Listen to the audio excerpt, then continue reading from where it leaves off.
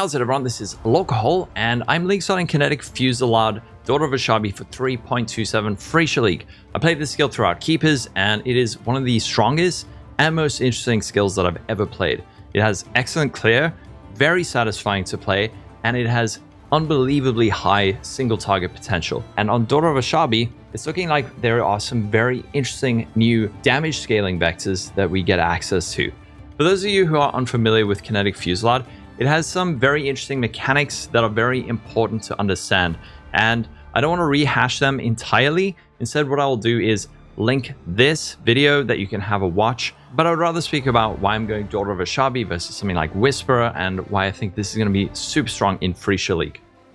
So why are we going Oshabi? First thing is Illuminating Wisps. +2 number of Sacred Wisps. This is granting us about 50% more damage. It is just huge damage for us. Next thing, Oath of the Magi.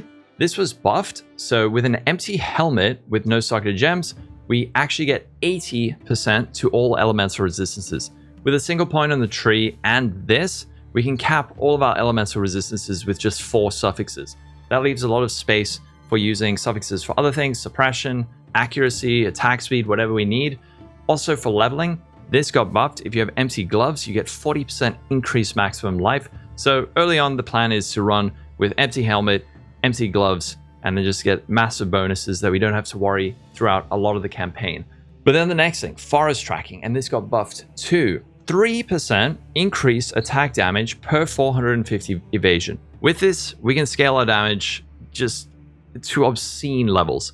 This is the sensible version of the build that I'm planning on playing with not that great gear. This wand is actually pretty good. I can swap it for something else that is rubbish, and the damage is extremely high still. All of this is planned to be able to be craftable with the tree. But anyway, the point is, by scaling our evasion rating, we can get a huge amount of increased damage. And I decided, how much damage can we get on this just out of interest? So I did like a sensible evasion stacking version that has like 120 million damage. This is with actually realistic gear. But then I thought, how high could we get it?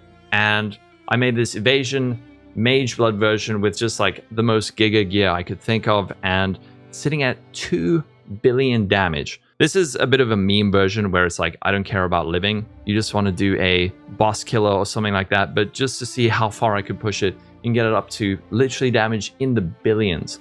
For our third Ascendancy though, spell slinging is going to be nice, but really just for a bit of extra reservation.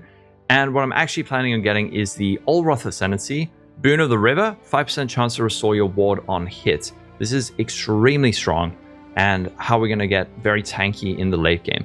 So we've got 3 Ascendancy points that we're definitely taking, and then the 4th one we're later on going to swap into that Olroth. The big question a lot of people are going to have is, why am I not going Shrines? So this skill, it has a very delicate balance between attack speed, duration, and number of projectiles. If we go with Shrines, what can happen is we get an acceleration shrine and it breaks the Gatling gun version of the build. However, you can actually go Shrines on this with a second time class bring that will pull down your duration low enough that you effectively have uncapped attack speed. So for people who are thinking about it or maybe wondering how do you use Shrines with this build, it is possible. You just need to throw on another time class or even a Dusk Ring, and then you can go with Shrines. Another question is, why not Whisperer? It just feels like everyone's going to be playing this. Indigon's going to be 200 Divines always. And just feel like if you're going to go Whisperer, then KB is looking a lot better on this. So this is cool, but I wanted to do something a bit different. And I think with Forest Tracking, there's a lot of potential on this build for big damage. Obviously not this big. This is almost like a bit of a joke, but we can get it up. Well, sometimes. So in terms of leveling, the plan is to go with bows until level 32. Primary reason for this is early on, we don't really have enough points invested into things that are going to be buffing our Kinetic Fusillade to do a decent amount of damage. But the other reason is we don't actually get access to Kinetic Fusillade on Ranger until we get to Siosa. So I figured instead, rather level with bows until end of Act 3, do your lab, and then we can swap into Kinetic Fusillade, and our first Ascendancy point will be those +2 number of Sacred Wisps. One thing to add for the leveling is after getting to Siosa, what you want to do is buy Kinetic Fusillade gem. It's going to be low levels, so first level up all your gems, then make the swap over. So stick with bows for a little bit, do your lab, then do the swap into Kinetic Fusillade. One thing to point out though is this is straight up 100% ZHP up until later on, not taking much in the way of life.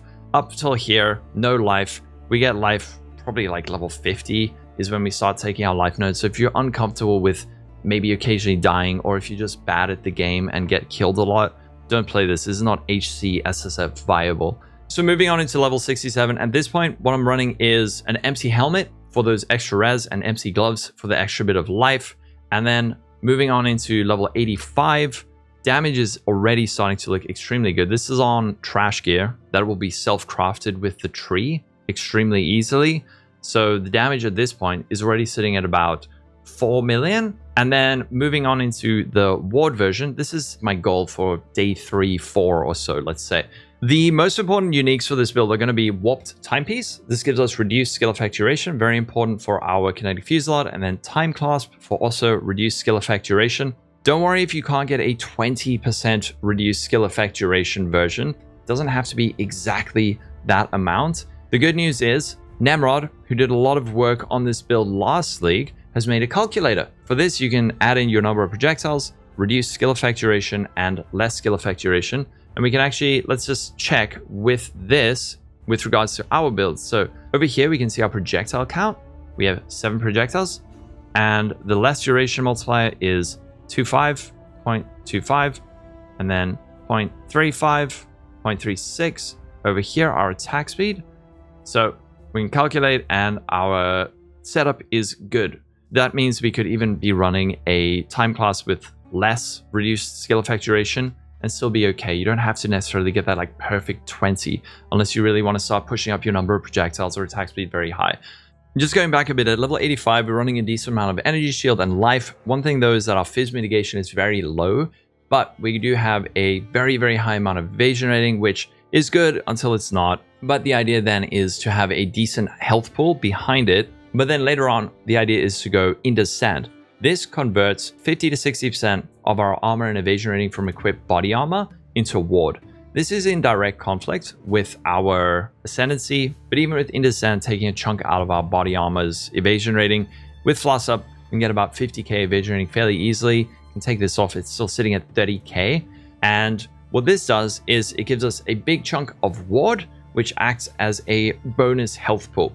So the idea is we get hit very infrequently, but when we do, we have almost 3,000 ward to help soak that up. And then on the Ascendancy down here, 5% chance to restore your ward on hit. We're just rapidly recovering that ward. This is a setup I played last league. It was actually my favorite setup. It made tier 17s very, very, very comfortable. So even if you're like, oh my god, only 12k Fizzmax hit, which is already plenty, mind you, for softcore, this really, really, really makes you feel extremely tanky. The other thing to go over are our grafts. These are extremely important. We're using a Storming Ash Graft. This grants us Wreathed in Light, which is this skill down here. That places down this donut-shaped ring on the ground. And what this does is it grants us a huge amount of flat damage and causes our damage to be lucky. We're primarily lightning based, so we have a very low and a very high. And with volatility support, that's pushing the low even lower and the high even higher. But with lucky damage, that rolls it twice and selects the highest number, which works very, very well with lightning damage. The flat damage is also extremely important.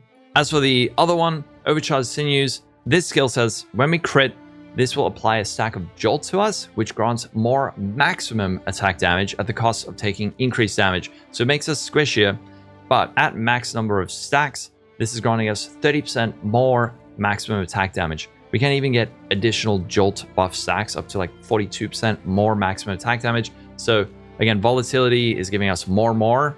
This is also giving us more, but then we're getting more lucky with this. So these two, huge for damage. So I'm going to leave this pop in the description.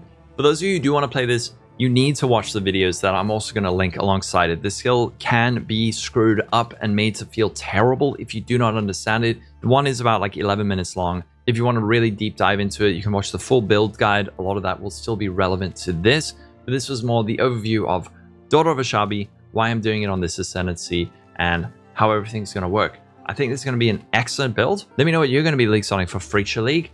And I will be live on the Friday morning after launch, about 10 hours after the league starts. It launches at like midnight for me, so I'll rather sleep, wake up fresh, and play. Follow me on Twitch, join the Discord, give me a subscribe if you want over here. That's going to be it. Have a wonderful day. Stay safe. Bye-bye.